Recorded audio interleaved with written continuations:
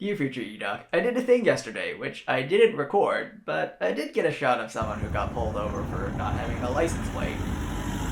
I went out for some bird photography at Tommy Thompson Park, and I brought this bad boy along. So I kind of talked about this equipment in previous videos.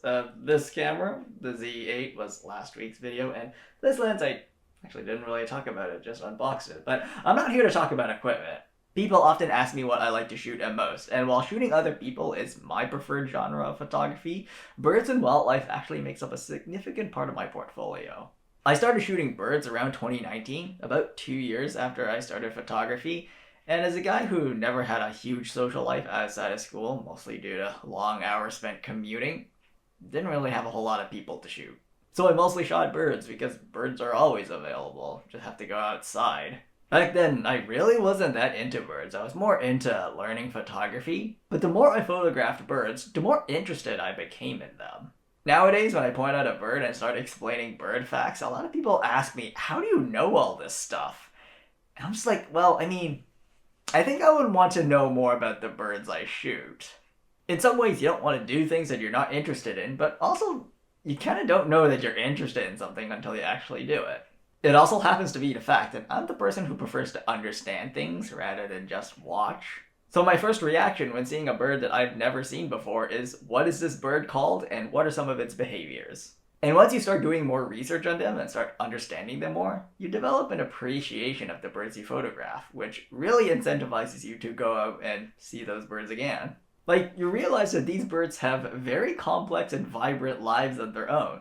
And you also realize they have lives of their own, which makes you understand and appreciate efforts at preserving their habitats or protecting their populations. It also kind of makes it so that you really can't stand people who really do not understand birds at all. Like, the park near my house has a permanent population of Canada geese, and every spring when the goslings are out and about, everybody crowds around them and goes, "Ooh, ducka, ducka, ducka, ducka." And I feel like screaming, "They're goslings!" "Ooh, ducka, close enough." Oh my god, by that definition, we should all be called chimpanzees, because that's close enough. Yeah, it really makes you think.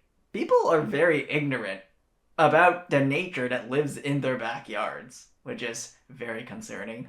I like to think of it this way. You're living on a planet, basically a pile of dirt, in the middle of a vast empty void of nothingness, and you're sharing that little ball of dirt with all the other animals and plants on Earth. But in this case, we'll focus on the birds. So every time you see a bird, think of it this way, that you and the bird, as different as you are, you're both living things, you both have lives of your own, and you're both sharing this rock in the middle of an empty void of nothingness.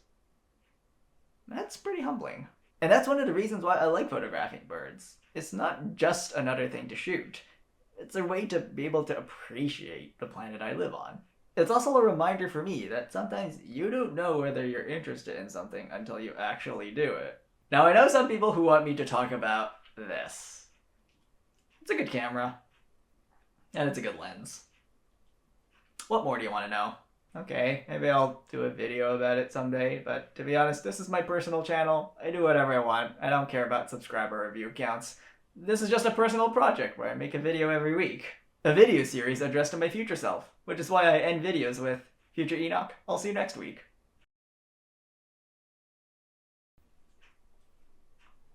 I'm not buff, but this is remarkably light for a telephoto lens of this magnitude. I'm holding this with my non-dominant hand, because all the previous telephoto lenses I've used were heavy as hell.